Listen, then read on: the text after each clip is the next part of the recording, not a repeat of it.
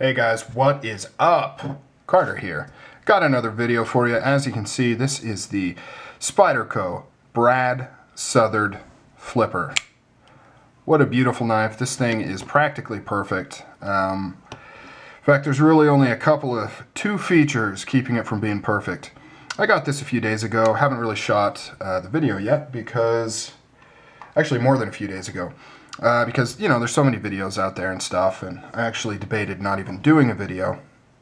But here I am, doing a video, because I like making videos. There's actually only two things on this knife that I would say are keeping it from being pretty much just about perfect. Or at least perfect for a production knife. But first off, what are we looking at here? This is Spyderco's first flipper. It is a titanium frame lock, collaboration with Brad Southard, a very revered custom knife maker. I haven't spoken with him, but I have looked into some of his genius before in the past. He's very, very smart. He knows exactly what he's doing. He understands lock geometry and how to make a good flipper, probably as good as any of them. Really, really a stand-up guy. And this all shows in this flipper outing here. This thing is just executed damn near perfect. As you can see, it fires like a rocket. Perfect lockup. I don't think anybody would say that's too early or too late. Pretty much will appeal to anybody, whether you're a fan of early or later lockup. He's executed the flipping ability perfectly. There's a lot of tension on this lock bar, which really seats that detent ball into the detent hole, which means as you press this, you're going to build up a lot of pressure and strength, and then when it breaks free, it flies open. The fact that it's on bearings only helps that fact. You can also use the spider hole to open it as well. Just done so nicely. It's a medium-sized folder. It's not huge. It's not little. It's got a great utilitarian blade design. Nice sweep on there for great for cutting. Hollow ground, but it's not. Well, it's pretty thin actually. Now that I really feel it, it's pretty thin behind this edge, so it's going to be a great slicer, and yet it has quite a robust tip on there, so it'll pretty much handle any cutting that you need to throw at it. It also boasts the CTS 204P steel, which I hear nothing but excellent things about. I'm not a super steel guy. I like to have nice steels and the latest steels, but you know, I honestly do not do all that much cutting in my regular, everyday tasks. And if I do need to do a lot of cutting, like taking down boxes, I use the appropriate tool, like a box cutter and things like that. But, you know, I always like having the best I can have when I can have it. So it's really cool to have that steel on here. You know, I just hear nothing but good things about it. I also have that steel on a couple of Microtechs that I have. So very cool. G10 scale. It's the wide pattern, extra grippy, the same stuff that Strider uses on their knives, and obviously a few others. Cold Steel uses it on the Recon, the grip pattern at least. This is made in Taiwan, Taichung, Taiwan. So if that does bother you, then you know it's something to consider. It is not made in the U.S., but it is beautifully executed. Yeah, no fit and finish issues whatsoever. Not that I'm a big stickler for that, but you know, for a production knife, I like to have good fit and finish. And one thing I'm surprised to see on here is none of those sharp edges that I've seen on other Taichung knives from Spyderco. Everything is wonderfully beveled and smooth and comfortable. There's no, you know, especially the spider hole, my Tough, as well as the Zabo, the Lacy Zabo, all had really sharp edges in there, but these are all nice and comfortable. Titanium frame lock here. You can see that it looks like it's bead blasted or media blasted with a stonewash over it. You have the same G10 as the lock stabilizer. It does act to prevent overextending the lock bar this way, as well as pushing it in this way. Or at least it appears so. Maybe not actually. I guess it doesn't act as a stabilizer pushing in this way.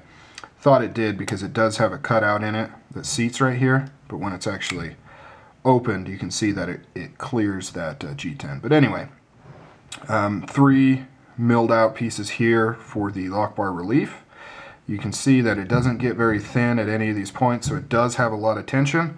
But because of this great cutout on this side and the beveling on here, you can really get your thumb in there and unlock it. You know, if it didn't have those features, it might be difficult to unlock because it does have some extra tension on it. But it was definitely designed with that in mind. You know, just another of the small features that you might not think about on this knife that was thought out and designed. Titanium, thick titanium liner on the opposite side there. Spacers as the standoffs. Spacers as the standoffs. I mean, no back spacer, has standoffs. Has the barrel type standoffs right there. Very robust design. Nice pocket clip. It's not the standard Spyderco pocket clip. It is specific for this model. Satin finish. Great retention. Goes in and out of the pocket like a breeze. I've already scratched the crap out of it. Well, just right here. Had to crawl under my truck at work because it was leaking some fluid that I needed to look at. Scratched it up. Oh well, just makes it mine. But yeah, just a beautiful, beautiful knife. And honestly, if you were to take and maybe bead blast this hardware and maybe put on, you know, a contoured custom scale, I mean, this would literally look like a custom Southard.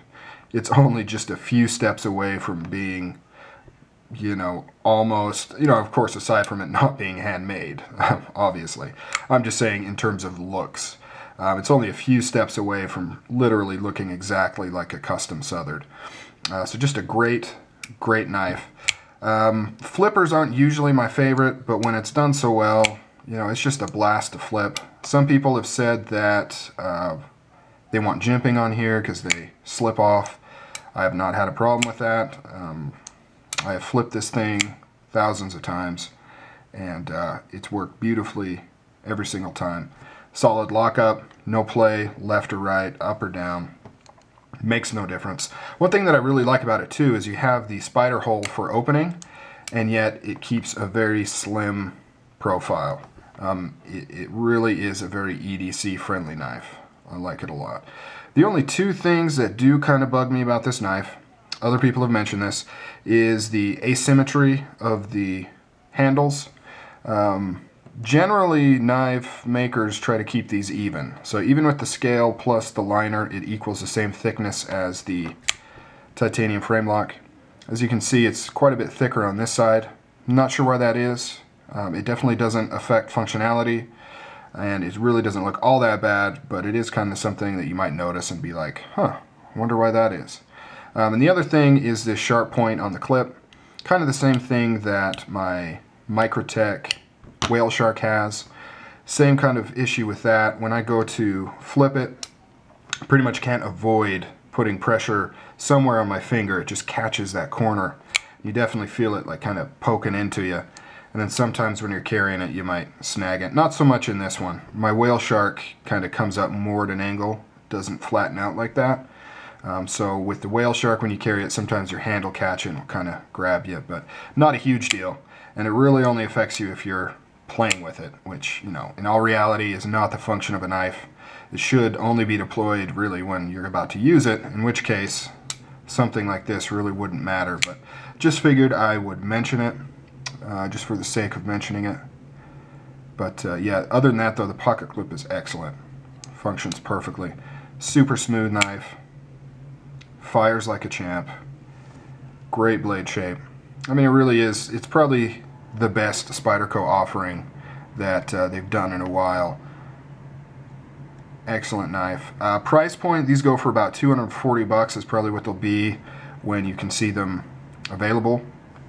And I don't see there being a huge problem with availability, being that they are outsourced to Taiwan. I'm thinking they'll be able to keep up production a little better than some of their others, like the Yojimbo 2 and the Paramilitary 2, just because I'm sure Taiwan can handle kind of a larger volume of production.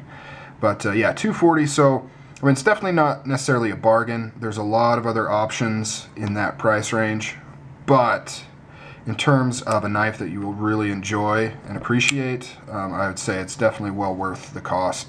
I have owned hinderers, or a hinderer, and I actually enjoy this more than I did enjoy my XM18. So That's saying a lot. All right, guys, take it easy. I'm out of here.